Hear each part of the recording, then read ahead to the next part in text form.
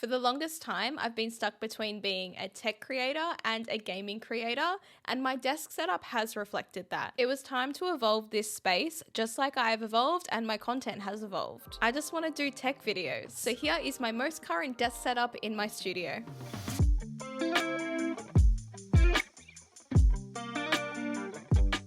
If you're new here, hi, I'm Liessshy, and I'm going to give you a tour of my current desk situation that's in my studio, as this has recently had an upgrade. There are still some changes to come, such as a new PC build and swapping out my speakers, but I thought it would be cool to give you a current tour, that way as this evolves, it can evolve with my channel. Starting with the tabletop. Of course, I made some Ikea orders and picked up the Karlby kitchen benchtop. Initially, I just had it on legs, but it definitely needed more support, so I moved my Alex drawers underneath it.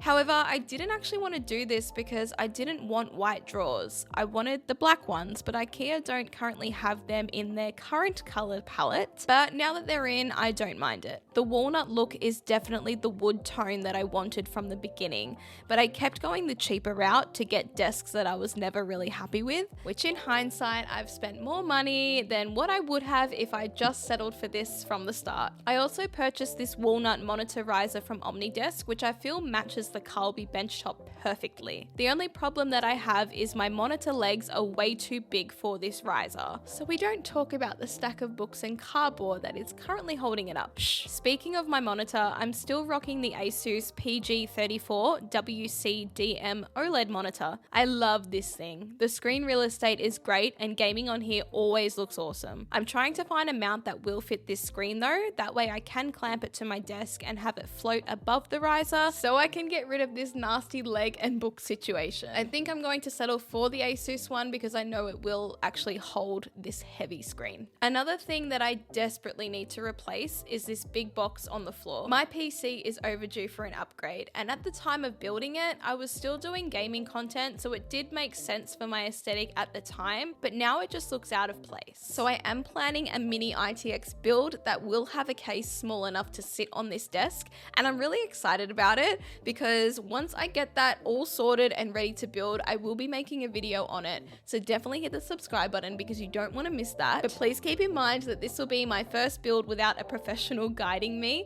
So shout out again to Thermaltake for helping me build that big space station back there a couple of years ago and making sure that I didn't make any mistakes. Don't worry, I'll do my research and speak to people before I do this mini ITX build. Another thing I want to change on the desk is my speaker setup. I love my JBL Quantum Duo speakers from channel sponsor JBL, but I do think I'm done with the RGB aesthetic. Sure, I can turn off the lights, but I think I want to go for a set of studio monitors to make this setup look a little more premium.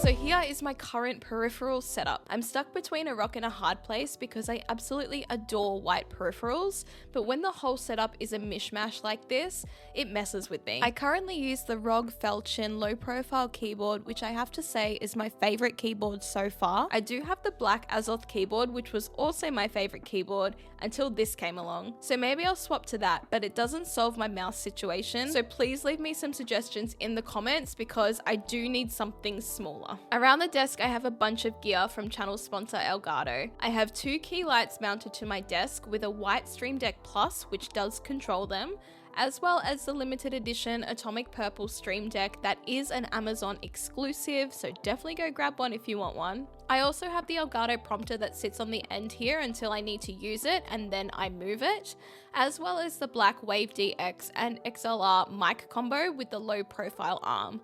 I love this mic setup. I still have my beloved JBL Quantum 910 headset, which sits on the desk for when I want to use it and not use speakers.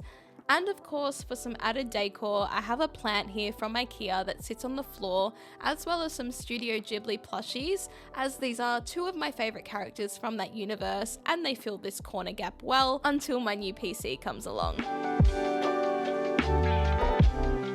I think this new setup has elevated my studio so much. There's something about a walnut finish that is so much nicer and feels more premium than any other shade of wood. You can see behind me that I do have another Karlby tabletop there, which has become my dedicated unboxing table. I have my C-stand above it for top-down shots, and there's a ZV-1 in there at the moment, but I don't actually use that camera for top-down shots. I use the camera that I'm currently recording on, which is the Sony ZV-E10 with the Sony 16-55mm f2.8. I did have to look at it on the lens then because I couldn't remember the name. This lens has actually been a recent upgrade and I quite like it. This table though has legs instead of the Alex drawers, and that's because I don't really have anything heavy on there, whereas with my desk I definitely do. And at this table I've shot videos like this that you'll find over on my Instagram and my TikTok, so I would love if you would consider following me over there. So that is a current look at my desk setup and a little bit of an insight into some things that I do want to change. I think this could be a fun little series, seeing it evolve into the full solution that I want it to be, and I hope this has given you some inspiration into building your own desk setup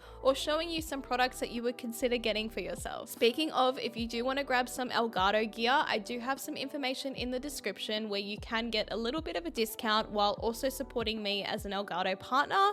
But if not, that's okay. Thank you so much for watching, and I will catch you in the next video.